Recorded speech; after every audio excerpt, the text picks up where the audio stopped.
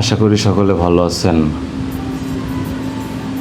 সৃষ্টিকর্তা পরম করুণাময় মহান আল্লাহ পাকের অসীম কৃতিত্বের আমরা এই পৃথিবীর অনেক ভালো মন্দ উপলব্ধি করি। রাতের এই যাত্রাপথে দৌলতদিয়া পাটুরিয়া ফেরিঘাটের একটা ভিডিও নিয়ে আপনাদের সামনে আসলাম।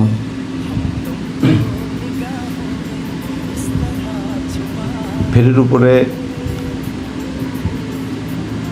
দেখার অনেক কিছু, বোঝারও অনেক কিছু।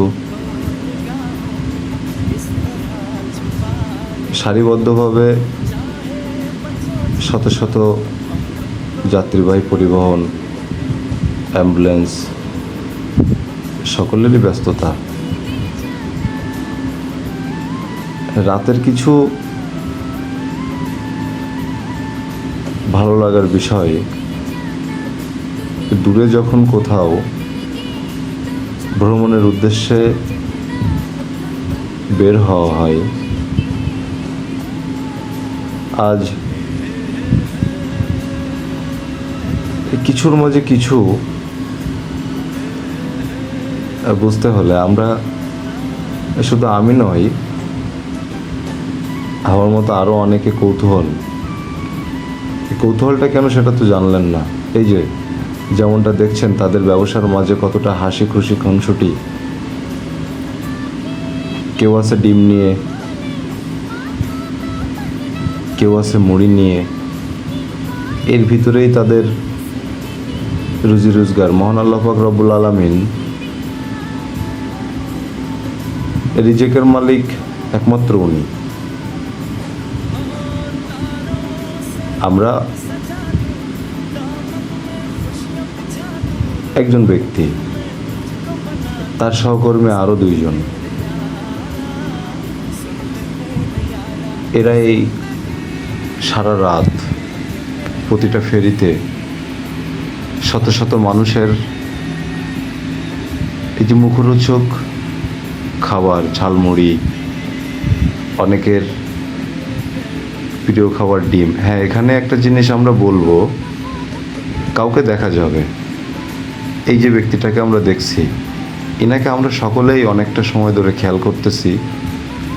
ইনি প্রশাসনিক ডিপার্টমেন্টের একজন, ওনার একটা মোটরসাইকেল আছে। ইনাদের সঙ্গে কথা বলে গেল। কাকুরা যে কি বলল, উনি দেখলাম অনেকটা কৌতূহল।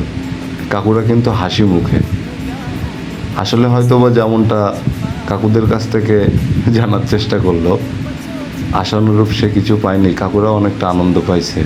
প্রশাসন সবাই যে সব মনে এমন তো কোনো কিছু নাই। তবে যেটা জানতে পারলাম, উনি এসে খোঁজ দিল এখানে খেলা হয় কি না। খেলা হয় কি না হয় সেটা তো আর সকলে স্বাভাবিকভাবে বলতে পারবে না, পারবে? আমরা কিন্তু এখন ফেরি থেকে নামবো। এই যে সামনে একটা প্রাইভেট যাচ্ছে, পরবর্তী আমাদের গাড়ির সিরিয়াল দেখেন। দুধারে ওপাশ থেকে যখন আসলাম, তখনকার সিরিয়ালটা ঠিক এমন। আমরা যখন নামবো, আমাদের এখন নামার সময়টাও কিন্তু ঠিক এমন। এই যে ফেরি থেকে নামছি, পিছনে আপনাদেরকে আরেকবার দেখানোর চেষ্টা করলাম। রাতের আধারে ফেরির উপরে নদীর ভিতরে আলোগুলো কতটা সুন্দর,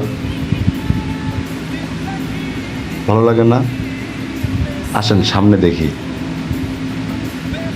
এই যে অ্যাম্বুলেন্স, ব্যস্ততা থাকলেও কিছু করার নেই। কাকু একটু অপেক্ষা করেন। হ্যাঁ, এই যে পাটুরিয়া, মানিকগঞ্জের ভিতরে। জি।